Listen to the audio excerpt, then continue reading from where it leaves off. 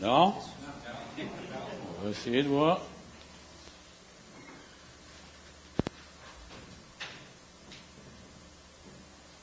La lumière est verte, est-ce que ça va? Ça s'en vient? Est-ce que vous m'entendez bien? Wow, OK, là. Alors, c'est un plaisir pour moi d'être avec vous ce matin. Surtout quand vous appelez Noël, ben, je suis très content. Faut être capable de rire, hein? Faut être capable de rire de son... Moi, j'aime bien. C'est ça que vous dites, vous allez faire l'offrande de Noël. Mais je l'avoue jamais. On fait le banquet de Noël. Non, moi, je vais être là. Je vais être avec vous, là. Alors non, c'est réellement un plaisir. Et puis pour moi, de pouvoir partager la parole de Dieu, c'est toujours intéressant. Ce matin, ce que j'ai pensé, il y a beaucoup de gens qui viennent me voir régulièrement pour le temps des fêtes, puis on me dit, qu'est-ce qu'on peut faire à Noël, puis comment est-ce qu'on doit se comporter? Alors ce matin, j'ai comme sujet les parties du temps des fêtes, OK? Et notre thème, c'est comment être un témoin joyeux dans ce contexte. Quand on pense à tout ce qui se passe dans le temps des fêtes, ce qui est triste pour nous, c'est très commercial. Vous êtes d'accord avec ça? C'est les cadeaux qui prennent la place, c'est les activités. On n'a rien contre ça. La bouffe, les cadeaux, mais ce qui arrive, c'est qu'au travers de tout cela, on oublie de fêter. Est-ce que vous êtes d'accord avec ça? C'est comme si vous viendrez me voir ce matin, « Hey Noël, là, on a fêté ta fête hier. » Mais t'étais pas là, mais on t'a fêté ça, là, tu sais. Ça fait drôle à voir ça à ce moment-là. Aussi, le temps des fêtes, malheureusement, c'est un moment de discorde aussi, parce que, vous savez, la laïcité, peut-être qu'ici à Victoriaville, on vit pas ça vraiment. Mais lorsqu'on est dans les grands centres, là, on chicane même pour les sapins de Noël, on chicane pour les boules, les lumières, parce que le gouvernement, ce qu'il veut, c'est de tout sortir ce qui est religieux, OK, de ses ministères. On veut mettre que la religion puisse être pratiquée à la maison, mais on ne peut pas s'exprimer. Puis au travers de tout ça, j'écoutais ça, puis là, je me disais un jour, « Hey, moi, je vais-tu être obligé de changer de nom? » Hein? Écoute, quand ça s'appelle Noël, c'est pas religieux, là. Fait que là, je me suis posé la question, qu'est-ce que je vais faire? J'ai trouvé une solution. Ouais, je vais écrire mon nom à l'envers. Ça va Léon. Vous allez pouvoir m'appeler Léon. Fait que Marie, un jour, ça va être Léon. Alors, ce matin, ceux qui ont le Bible, vous voulez tourner avec moi dans Luc, chapitre 5. Alors, il y a des parties, justement, dans le Nouveau Testament, et on va en examiner un. C'est l'histoire, Matthieu 5, versets 27 à 32 ce matin, va être notre texte de base. C'est l'histoire de Matthieu et de Jésus dans un party. OK? Luc 5. Et lorsqu'on va étudier ce texte ce matin, on va s'arrêter on va identifier 3 considérations pour être un témoin joyeux. On doit se souvenir de notre vocation, on doit réaliser notre participation et aussi on doit réaliser et considérer notre mission. Et ça, je pense que c'est intéressant de voir ces 3 considérations-là. Je vais lire verset 27, s'il vous plaît. Après cela, Jésus sortit et il vit un publicain nommé Lévi, assis au lieu des péages, et lui dit, « Suis-moi. » Et laissant tout, se leva et le suivit. Lévi lui donna un grand festin dans sa maison. Et beaucoup de publicains et d'autres personnes étaient à la table avec eux. Les pharisiens et les scribes murmuraient et dirent à ses disciples, « Pourquoi mangez-vous et buvez-vous avec les publicains et les gens de mauvaise vie? » Jésus, prenant la parole, il leur dit, « Ce ne sont pas ceux qui se portent bien qui ont besoin de médecins, mais les malades. Je ne suis pas venu appeler à la repentance des justes, mais des pécheurs. » Alors ici, il se produit une grande fête que Matthieu a préparée pour Jésus. Et ce qu'on peut voir dans le verset 27, on doit considérer premièrement, est-ce qu'on peut mettre est-ce que ça devrait... La première considération, c'est notre vocation. Après cela, Jésus sortit et il vit un publicain nommé Lévi, assis au milieu des péages, et il lui dit, « Suis-moi. » On est très conscient que Matthieu a décidé de suivre le Seigneur Jésus. Jésus avait une vocation pour lui. On sait qu'il a été disciple, apôtre. Il a écrit une des biographies. Mais il faut considérer aussi que nous aussi, dans le Nouveau Testament par l'apôtre Paul, on est appelé justement à reconnaître notre vocation. Si vous avez votre Bible, tournez dans Éphésiens 4.1, s'il vous plaît. 4.1. Il dit, « Je vous exhorte donc, moi, le prisonnier dans le Seigneur, à marcher d'une manière digne de la vocation qui vous a été adressée. » Alors, la vocation, on a été appelés, nous aussi. Puis, il faut se souvenir que c'est assez spécial, parce que Jésus était reconnu comme un rabbin, un maître, et généralement, ceux qui suivaient le maître avaient une bonne vie, il avait une bonne réputation. Jésus est en train de briser une règle de base. Il prend un pécheur, un gens de mauvaise vie, une personne qui était ennemie du peuple. Si vous étiez à la place de Matthieu, les gens, lorsqu'ils voyaient qu'un Juif travaillait pour les Romains, c'était un traître. Oui, c'était vraiment un méchant. On ne pouvait pas avoir de...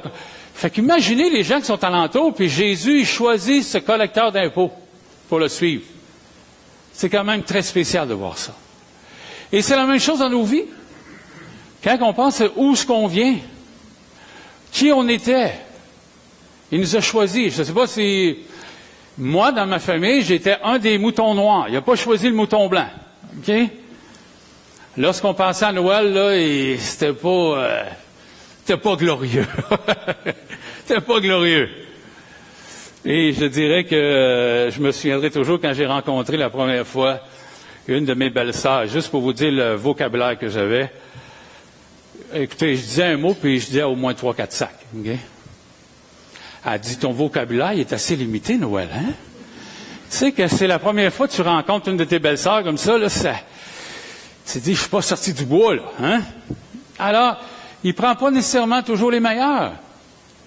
Mais Jésus a une tendance à briser les traditions, puis à prendre ce qui est faible, puis à faire quelque chose de merveilleux, à faire un trophée pour lui-même. Maintenant, comment définir notre vocation ce matin? On peut la définir de plusieurs façons, mais j'ai cru bon de prendre 2 Corinthiens 5.20 qui dit que nous sommes des ambassadeurs. On est des ambassadeurs. On représente un pays. Et je trouvais ça intéressant. J'ai été sur Internet, puis j'ai voulu chercher les qualités d'un ambassadeur, un ambassadeur canadien qui nous représente. Puis j'ai resté très surpris. OK? La première qualité qu'un ambassadeur doit avoir, savez-vous, c'est laquelle? Il doit être capable d'écouter. C'est quand même intéressant. Parce que nous autres, on parle d'ambassadeur, il faut qu'il sache parler. Ben oui, ça va venir. Mais la première qualité qu'il nous décrit ici, c'est d'écouter. D'être capable de démontrer du respect envers les gens. Puis c'est pas toujours facile d'être un ambassadeur. Parce que vous rencontrez des pays qui ont des différentes valeurs. Et lorsqu'on parle des parties de Noël, c'est ça qui est le plus difficile. C'est qu'il y a 2 royaumes qui se rencontrent avec des valeurs différentes. Nous, on représente le royaume de Dieu, fait qu'on a des valeurs qui sont différentes des royaumes de l'autre royaume des ténèbres. C'est pour ça que c'est difficile. Il y a une tension qui est là. Justement, mercredi, à notre réunion de groupe, de prière, on a commencé à s'introduire, à s'encourager. C'est pas facile tout le temps. Il y a une tension qui est là. Où est-ce qu'ils sont mes limites? Qu'est-ce que je dois faire? Vous savez, c'est pas toujours facile. Et c'est pour ça que ce matin, je vais vous encourager à être un témoin joyeux. Alors, il faut considérer qu'on est un ambassadeur, qu'on représente un pays. Et représenter ce pays-là, ça va nous amener des tensions des fois. Souvenez-vous, lorsqu'il y a eu les Jeux olympiques en Chine, puis que le Canada était présent, c'était pas facile parce qu'on parlait des droits de l'homme, parce que les Chinois, dans leur philosophie, dans leur concept humain, politique, c'est très différent du nôtre. Et quand un ambassadeur canadien rencontre quelqu'un qui représente la Chine, c'est pas toujours facile. Mais c'est là la beauté d'un ambassadeur. C'est là la beauté de quelqu'un qui nous représente, qui est capable d'être assis à la table, qui peut discuter, puis c'est pas juste d'entendre, mais tantôt il va communiquer aussi certaines valeurs qui sont très importantes. Souvenons-nous de notre vocation. Maintenant, je vais m'arrêter à la deuxième parce que c'est celle-là qui nous implique le plus. C'est de considérer notre participation. Lévi, comme il nous dit ici, lui fit un grand festin dans sa maison. Il avait des foules nombreuses de péagers, des personnes à la table avec eux. C'est comment on participe à toutes ces activités-là. On va s'arrêter quelques instants ici. Ce qui est très intéressant, premièrement, il les a invités à un grand festin, à un repas. Généralement, chez les Orientaux, lorsqu'on parle d'un repas, ça représente l'accueil, le partage. On s'identifie aussi avec les gens qui sont alentour. Et ce qui est très intéressant, c'est qu'au temps de Jésus, il existait une coutume très sympathique. Lorsqu'un rabbin venait à ta table, tu pouvais inviter tous les gens qui étaient alentour, les voisins, les gens qui passaient. Ils étaient invités à la table pour s'asseoir avec le rabbin et afin de participer justement au repas et aux discussions. Mais pour nous, je ne sais pas si vous êtes comme moi, là, des fois, je me pose la question, il me semble là, que ça ne fait pas un grand changement si je vais. Ça vous a déjà posé cette question-là? Si je vais au party, là, que j'y sois ou pas, est-ce que ça va faire la différence? Je ne sais pas si vous avez déjà posé cette question-là. Puis moi, les affaires aujourd'hui, je sais pas, moi je suis rendu vieux, me semble, là, puis me coucher à 3 heures du matin, je ne sais pas si c'est dans votre bague, mais moi, ça ne l'est plus. OK, là, 3 heures du matin, là, voir le soleil se lever, j'ai déjà fait ça souvent, mais là, il me semble qu'à mon âge. Puis aussi de rencontrer toutes sortes de gens, c'est sûr que c'est pas facile. Il y a des gens, puis c'est un temps où ce que les gens, ça paraît pas, là, mais on a une tendance à se vanter. Je ne sais pas si vous avez déjà remarqué ça. Surtout sur les hommes. Je vais commencer par les hommes, OK? Les hommes, nous autres, là, t'es assis à la table, là, ça jase, puis là, moi, mon char, là, hein, ça commence là, là. Moi, mon char, là, il est pas plugué, puis il part à moins 25. Bon, là, tu laisses aller ça un petit peu. Là, écoute, là, c'est rien. Le mien, à moins 30, il part. Là, ça monte comme ça, là, hein? Puis, justement, Timothée, il arrive de Fermont, là, il fait moins 60 là-bas. OK? Si ton char, il part à moins 65 plugué, là, c'est pas un char. OK? Écoutez, ils mettent des chauffes à transmission. C'est juste pour vous dire, là. OK? Et puis, les gens, ils s'en aperçoivent pas. C'est un temps qu'on dirait, là, ça fait longtemps qu'on s'est pas vu, puis là, on parle. Mais on s'écoute pas. Hein, les madames aussi, on se vante, surtout là, avec les enfants. Tu sais, les madames, là, c'est fier. Il faut être fier de nos enfants. Ben, c'est super correct aussi. Tu sais, mon enfant, là, tu sais, il a commencé à marcher à 9 mois. Tout le monde, ah ouais, c'est bien, très, très bien. Le mien a commencé à manger tout seul à 12 mois. Hey, il mange tout seul. Le mien, il va aux toilettes tout seul. On s'écoute pas. Ah ouais, il va aux toilettes tout seul, il y a 8 mois, tu sais. Mais voyez-vous, c'est vrai que ça vient fatiguer. Bon, on rencontre des mononcles et des matantes. Vous êtes-vous d'accord avec ça? Il y en a qui me suivent, là. C'est bon, c'est bon. Hein? Vous rencontrez des mononcles et des matantes, là. Hey, ça fait longtemps que je t'ai pas vu. T'as pas engraissé trop, hein? Tu sais, quand tu te fais recevoir comme ça, là, t'as pas envie d'aller là longtemps. Vous êtes d'accord avec ça? Ou t'as engraissé, tu sais, mettre beaucoup d'emphase sur le gras, là, tu sais. J'ai une de mes tantes qui me lâchait jamais avec mes cheveux. Elle dit, c'est quoi tu fais avec tes cheveux? Je voulais la respecter, mais dans ma tête, je me disais, moi, ma tante, là, j'en ai trop, je les arrache. Tu comprends? J'aime pas ça avoir des cheveux, moi. Tu sais, on dirait que les gens, ils pensent pas ce qu'ils disent. Hein? Ben oui, ma tante, mes arrache les cheveux. Moi, j'aime pas ça. Fait que tu veux pas rester trop longtemps là, dans un contexte comme ça. Ou, c'est sûr, c'est sûr que je parle d'être un joyeux témoin, là. Mais faites attention avec quoi vous allez être joyeux. Oui. OK? On peut être joyeux par toutes sortes de façons, mais là, je parle pas du vin, puis de l'alcool, puis tout ça, là. Puis il y a des mononcles puis des matantes, des fois, hein, ils en prennent trop, là, puis ils radotent. Je sais pas si vous avez déjà... Il y a des radoteux chez vous? Rendu une certaine espace, passe-temps, tu sais, ils s'écoutent parler. Maintenant, qu'est-ce que nous, on peut faire au travers de ça? M. Heibel a dit ceci. Il se pose la question, lui aussi. Pourquoi suis-je là? Et souvent, dans un doux murmure, le Saint-Esprit me répond. Tu construis des ponts, tu crées la confiance, tu prépares le terrain pour des conversations que tu auras peut-être dans 1 an, et tu fais ce que Jésus a fait. Jésus était au party. Jésus il était là avec les gens. Ça demande de mourir à nous-mêmes, c'est sûr. C'est plus facile des fois peut-être de rester chez nous. Mais si on reste chez nous, là, notre lumière n'est pas trop forte. Est-ce que vous comprenez? Et ça, je pense que c'est important de réaliser cette dimension-là. Maintenant, qu'est-ce que ça veut dire participer? Premièrement, participer, ça veut dire être présent. C'est la première des choses. Deuxièmement, je crois que quand nos parents sont là, sont vivants, ça honore nos parents. On pratique le 5e commandement. Honore tes parents, ton père et ta mère.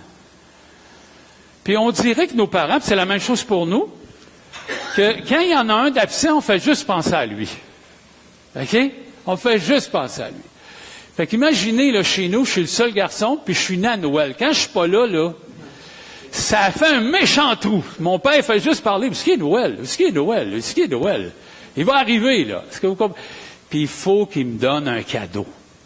Il ne peut pas passer sans me donner un cadeau. Alors, c'est important d'honorer nos parents. Honorer nos parents. Aussi, c'est de gérer nos paroles. OK? Que votre parole soit toujours accompagnée de grâce, assaisonnée de sel, que vous sachiez, comment répondre à chacun. Et je dirais que Colossiens 4.5 nous dit, conduisez-vous avec sagesse, avec ceux du dehors, rachetez le temps. C'est pas toujours facile. Pas toujours facile. Maintenant, voici quelques petits conseils. On n'est pas obligé de rester pendant des heures et des heures. Vous n'êtes pas obligé de rester jusqu'à la fin. Ça, là, des fois, les gens sont gênés. Mais il faut être capable de déterminer la capacité de réception dans laquelle on est. Vous n'êtes pas obligé de rester toujours là. Reconnaître aussi, puis il faut résister. Hey, dans ces soirées-là, là, ça déborde, surtout la nourriture. Est-ce que vous êtes d'accord avec ça? La nourriture. Quand on parle d'excès, c'est pas juste la boisson, mais c'est la nourriture, c'est les paroles. Il y a des chrétiens, des fois, là, on les revoit, là, ils arrivent après ils arrivent au jour de l'an, là, et on dirait qu'ils n'ont pas dormi pendant 10 jours. C'est pas malin, là. Hein? Mais il faut être sobre, là aussi. C'est pas juste dans la nourriture, puis l'alcool, mais il faut être sobre partout. Et ça, je pense que c'est important de voir ça. Et puis moi, je suis encouragé, ça nous encourage. Jacques 1, verset 5 nous dit, « Si quelqu'un d'entre vous manque de sagesse, qu'il la demande à Dieu, qui donne tout simplement et sans reproche, qu'il la demande avec foi. » C'est sûr qu'être un témoin joyeux, il n'y a pas de livre décrit là-dessus. Il faut demander au Seigneur la sagesse. Il faut demander au Seigneur pourquoi j'y vais. Il faut que vous vous souvenez pourquoi vous êtes là. On a une vocation. On est un ambassadeur. On représente un royaume. On ne peut pas dire puis faire ce qu'on veut. Il faut être prudent avec ça.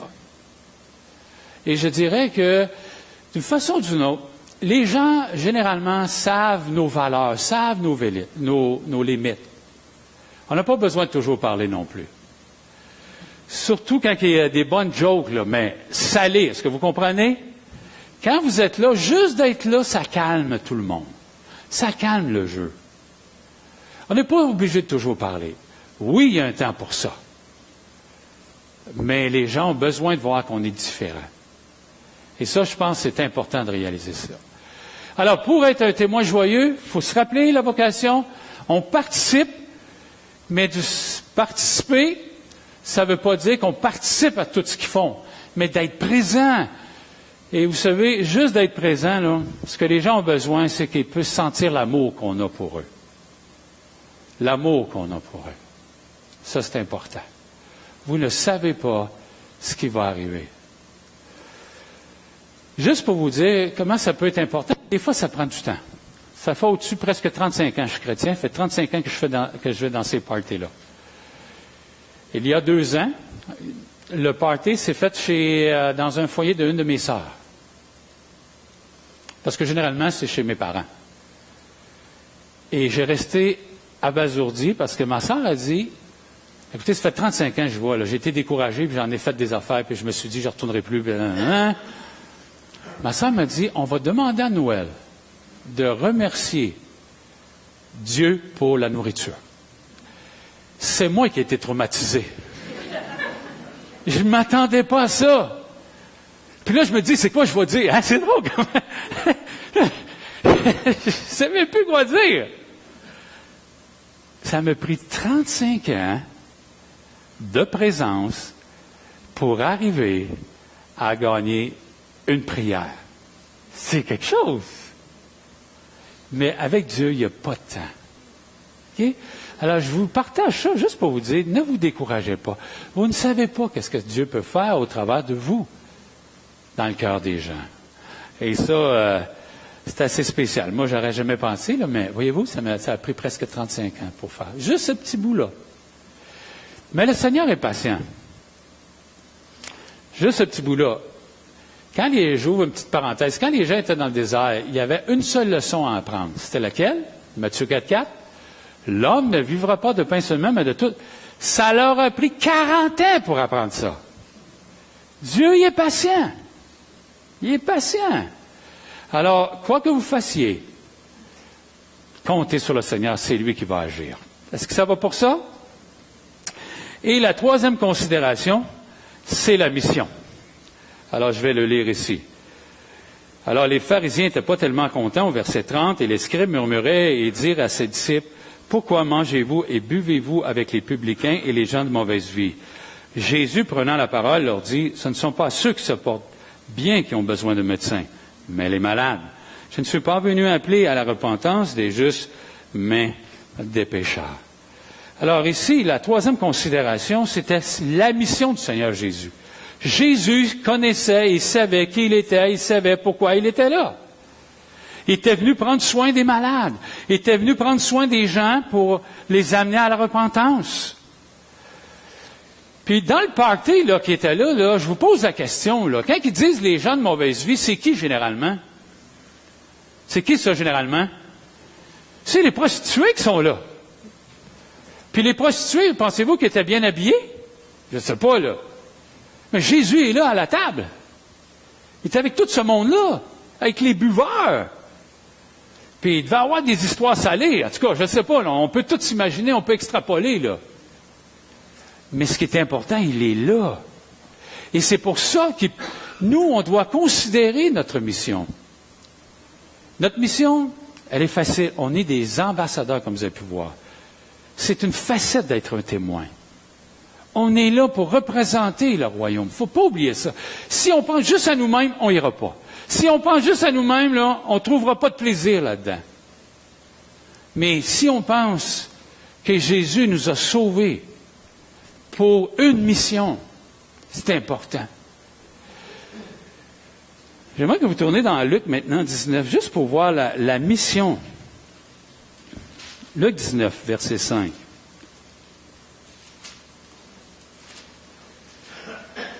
Jésus a dit ceci dans sa mission.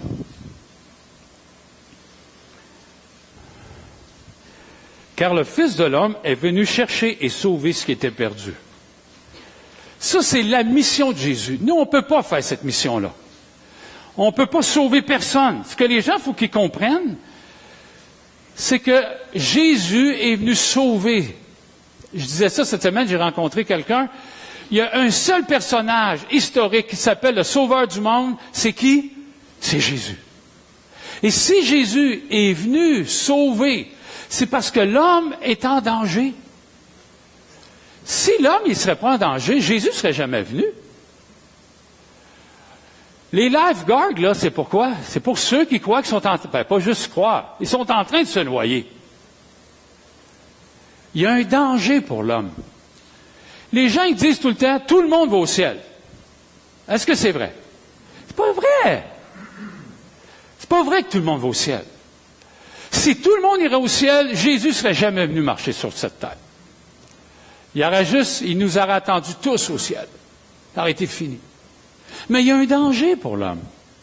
Il y a un danger que lorsqu'il meurt, s'il n'y a pas la bonne résolution ou la bonne recette, c'est la séparation pour l'éternité avec Dieu. Ce qu'on appelle en communément l'enfer. C'est sûr que ce n'est pas un sujet là, d'actualité aujourd'hui. Tout le monde va au ciel. Je ne sais pas si vous avez vu le film, j'étais à l'église de Beauport, quelqu'un est venu me voir. Il y a un film là, qui est sorti, Est-ce que le ciel existe? Je ne sais pas si vous l'avez vu. Comment ça s'appelle? Est-ce que le ciel a existé? Existait. C'est un petit garçon de 4 ans là, qui est comme mort, puis il a été au ciel, il est revenu. Puis là, il a vu plein de monde. Là. Moi, j'ai écouté ça, j'ai pas vu que c'était clair trop. C'était comme de la brume pour moi. OK? Mais plusieurs ont pensé que ce film-là nous explique que tout le monde va au ciel, parce que c'est comme s'il avait vu tout le monde, les gens qui connaissaient. Mais est-ce que c'est le film qui a autorité ou c'est la Bible qui a autorité? C'est la Bible. Ça, c'est important de reconnaître ça. S'il n'y aurait pas de danger pour l'homme. Puis encore une fois, combien de gens, des fois, je rencontre, disent « Hey, Noël, t'en fais pas avec ça, man. C'est l'autre bord avec Jésus, je vais m'arranger. » Eh, mon ami, ils savent pas ce qu'ils disent. Je vais m'arranger avec Jésus, moi. Il m'a dit, en fait, tu t'arrangeras pas longtemps. Juste à le voir, tu vas en avoir assez. C'est pour ça qu'on doit être là. Il faut se souvenir que nous, on représente ce royaume-là. On est des ambassadeurs. Et les gens sans ça, là, ils sont prêts à croire n'importe quoi. Et surtout avec Internet. Les gens se nourrissent. Les gens, ils trouvent leur voix qu'ils disent avec ça. Hey, je sais pas là, mais Internet, là, ils peuvent faire n'importe quoi. Et je trouve que c'est dangereux. Très dangereux. Et on le voit, là. Je suis pas ici pour faire de la politique, là, mais regardez nos jeunes Québécois ou les jeunes, là, il y en a qui deviennent des terroristes, là. Ils partent d'ici, puis ils s'en vont, puis par Internet. C'est quand même quelque chose, c'est très dangereux. Alors, je dirais que notre code de référence, c'est la Bible. Si la Bible dit qu'il y a un endroit, c'est sûr que ce n'est pas écrit enfer dans la Bible. On est d'accord avec ça. Mais dans la Bible, c'est écrit qu'il y a 2 voies après cette mort. Il y en a une qui donne la vie, puis il y en a une qui donne la mort, spirituellement. Et c'est pour ça que Jésus est venu. Sans Jésus, on est perdu. Encore une fois, juste pour démontrer aux gens, parce que des fois, les gens, ils reconnaissent que pour aller au ciel, ils veulent faire les bonnes œuvres. On est d'accord avec ça? Généralement, on a tous été élevés comme ça. Moi, j'ai été élevé avec la balance. OK? J'ai été élevé comme ça. Pour aller au ciel, il faut que tu fasses plus de bien que de mal. D'accord avec ça? Je ne sais pas si vous avez été élevés, les plus vieux, là, les plus jeunes, ils ne savent pas de quoi je parle, là. On vous expliquera ça après. On est élevés comme ça. Mais avez-vous remarqué quelque chose? Qu'est-ce qui se passe? On fait plus de mal que de bien. Surtout quand je rencontre les personnes âgées, puis les personnes âgées me disent « Pauvre petit gars », ils me voient encore jeune, hein, quand je dis les personnes âgées. « Pauvre petit gars, je reste dans mon toit et demi. Je peux pas faire de mal. » Mais la Bible, là, elle nous surprend, hein? Parce que le mal, est-ce que c'est juste des actions? Ben non! C'est les pensées. Hein? C'est les émotions. Puis un autre petit truc que je prends pour démontrer aux gens là, qui font le mal. J'ai dit, il y a un des commandements qui dit de ne pas faire de faux témoignages, hein, pas de compter de mensonges. Puis là, tu poses la question à $1000. Est-ce que tu as déjà compté un mensonge dans ta vie?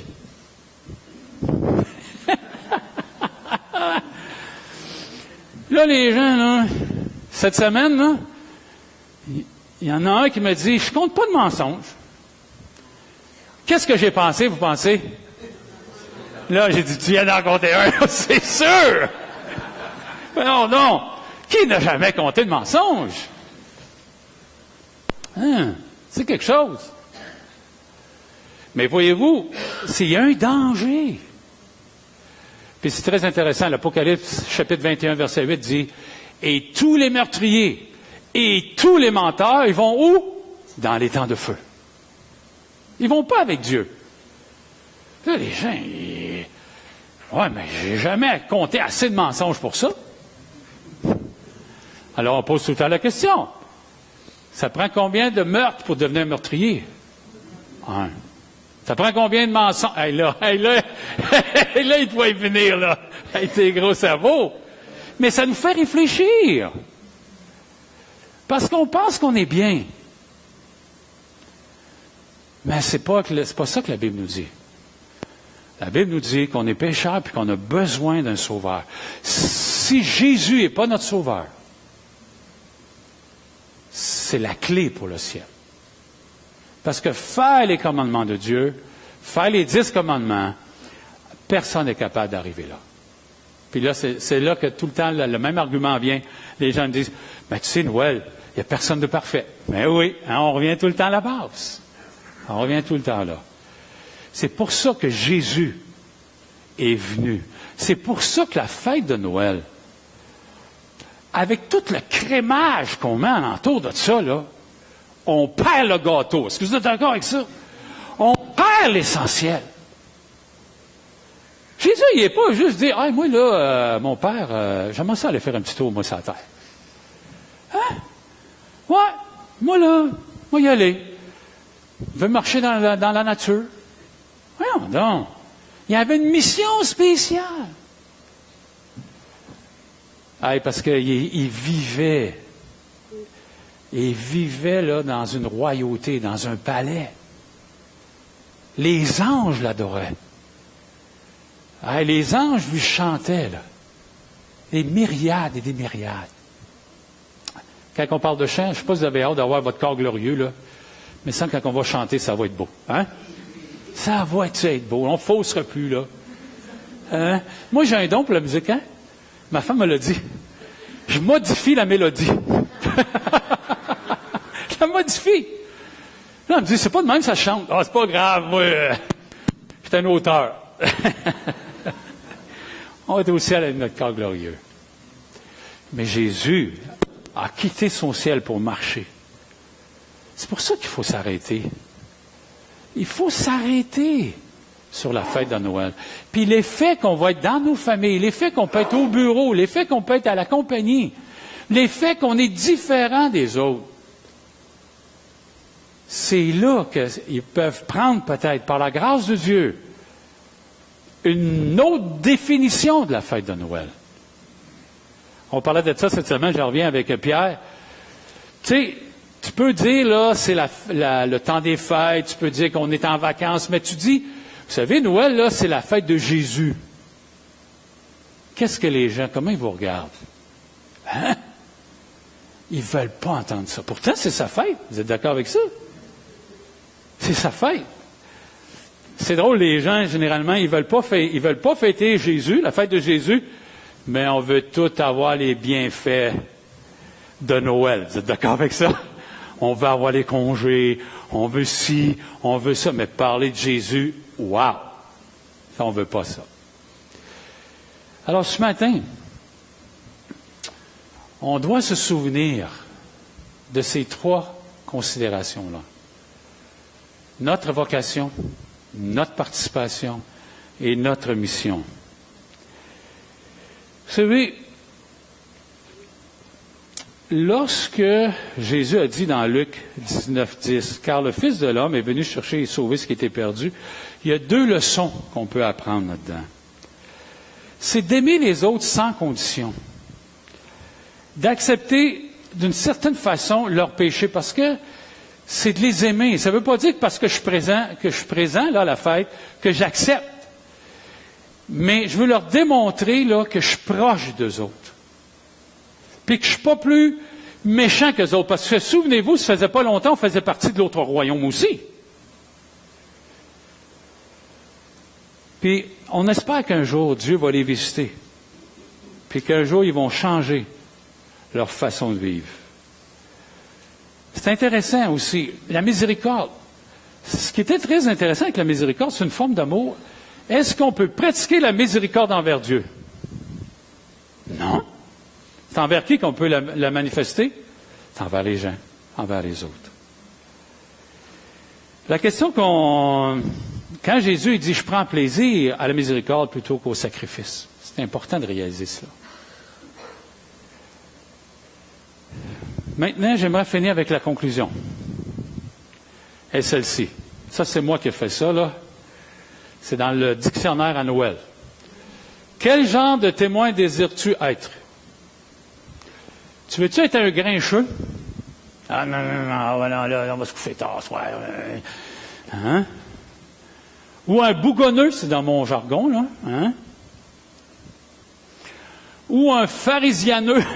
Okay? De dire, moi là, je suis meilleur que les autres. Eux, c'est des méchants, moi je suis bon. Hein? Des fois, on peut aller jusque-là. On peut penser qu'on est meilleur que les autres. Ou être un joyeux témoin.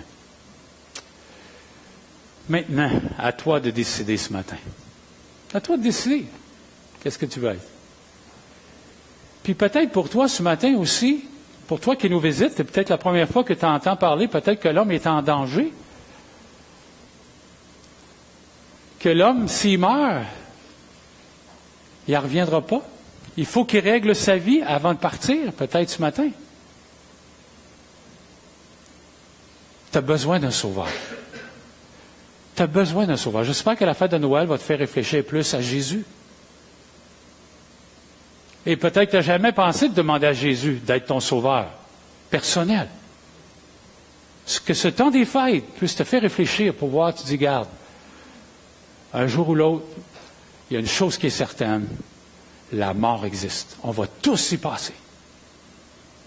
Tu ne peux pas passer à côté.